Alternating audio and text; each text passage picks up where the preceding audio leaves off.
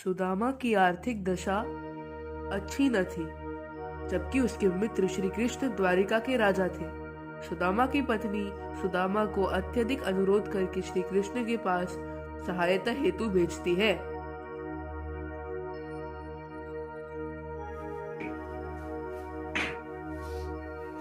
ये कितनी मनमोहक नगरी है।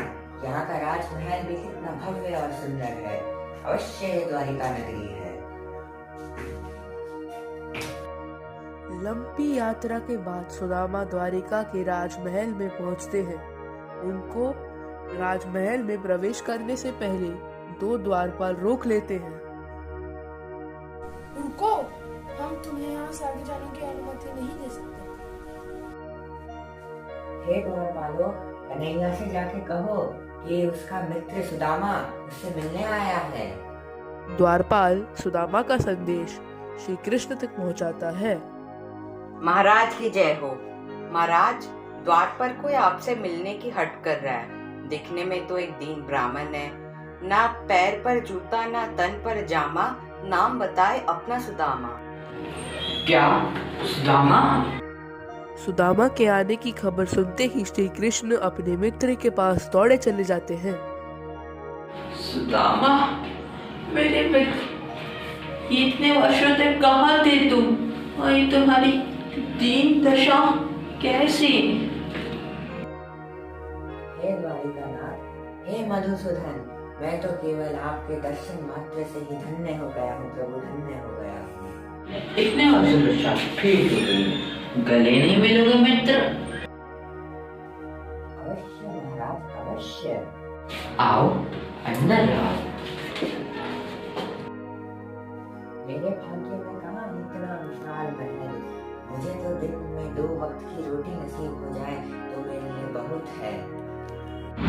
ऐसा न करो मित्र, आओ सिंहासन पर बैठो। सुनो द्वारपाल, मैं अपने मित्र की चरण होकर सत्कार करूंगा। कृपया पुष्प और पात्र लेकर आओ। जी महाराज, अभी लेकर आया।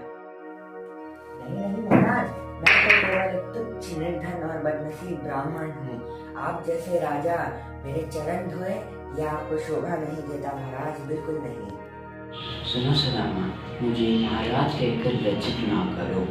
मैं संसार के लिए द्वारका नाथ हूँ, लेकिन तुम्हारे लिए सिर्फ तुम्हारा बचपन का सखा मुझे कृष्ण कन्हैया या मोहन कहकर पुकारो।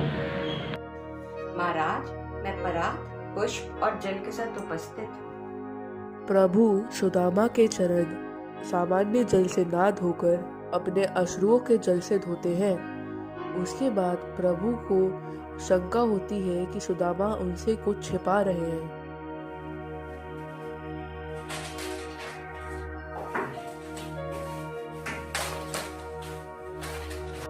क्या सुदामा, लगता है तुम कुछ छुपा रहे हो। नहीं महाराज, ऐसा कुछ भी नहीं है।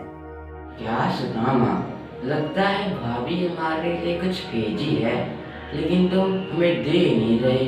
क्या तुम्हारी बचपन की चोरी की आदत गई नहीं?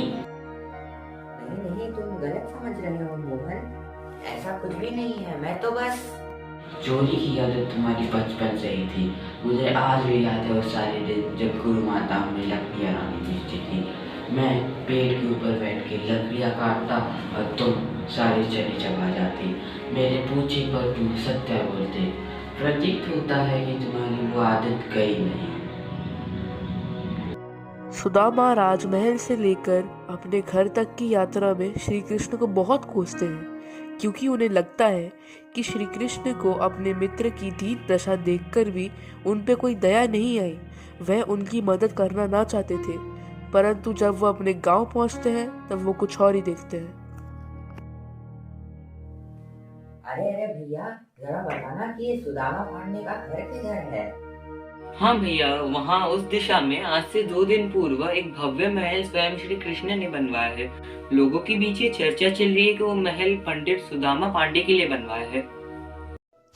सुदामा चरित की कहानी से हमें ये सीखने को मिलता है कि मित्रता वो जो मित्र के अस्तित्व का विस्तार कर दे, मित्रता वो जो मित्र के लिए स्वयं का अस्तित्व जला दे, मित्रता वो जिसमें सुख और दुख मित्र से जुड़ा हो। सच्चा मित्र वही होता है जो संकट के समय आपके साथ खड़ा हो। अरे द्वारपालो कन्हैया से कह दो, अरे द्वारपालो उस कन्हैया से कह दो के दर पे सुदामा गरीब आ गया।